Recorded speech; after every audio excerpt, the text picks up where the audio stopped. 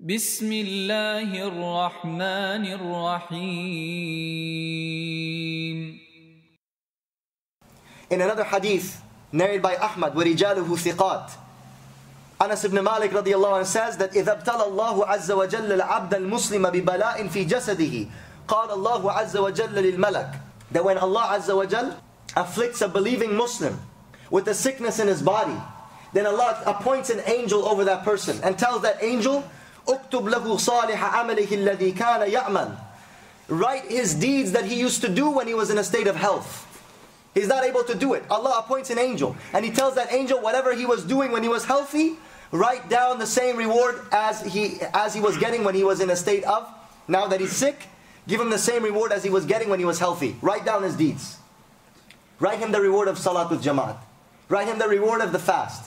Write him the reward of his Quran that he was reading. Write him the reward of the dhikr that he was making, if that was his habit. That is why another point we understand from this, brothers and sisters, another point we understand from this hadith is create good habits when you are in a state of health, so that Allah will give you the pension of that when you are in a state of sickness. Create good habits when you are in your youth, so that when you become old and you're not able to do it anymore, you have your retirement plan. Allah is giving you the reward of that. That's the retirement plan of a Muslim. The jawanit khair buko ke baz da piri muft bigiri.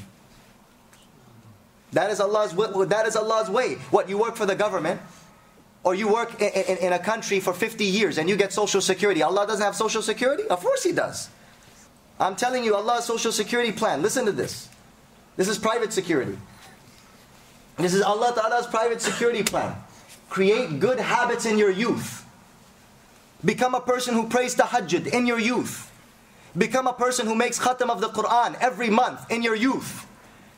And this will be your retirement plan, that Allah will give you that same reward when you become old. This is a promise of the Prophet.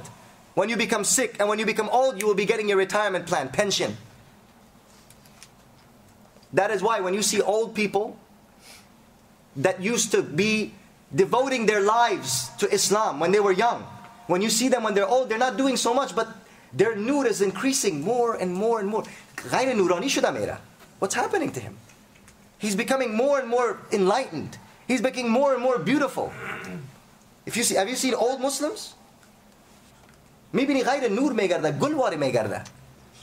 people that are old, tahajjud guzaras, namaz khanas, person is praying and the person is devoted to Allah. Look at that old Muslim who's praying 5 times a day. Pakas, suchas.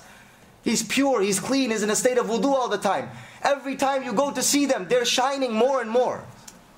They're becoming more and more enlightened. Go and visit these old Muslims that they devoted their life and lived their entire life in Islam. Ask the people, they know. They start becoming more and more beautiful, more and more nurani every day. So, uktub lahu salih amalihi.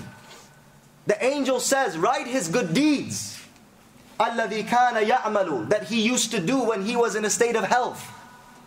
وَإِن شَفَاهُ غَسَلَهُ وَطَهَّرَهُ, and if that person attains health, then what happens? The angel washes him and purifies him of his sins.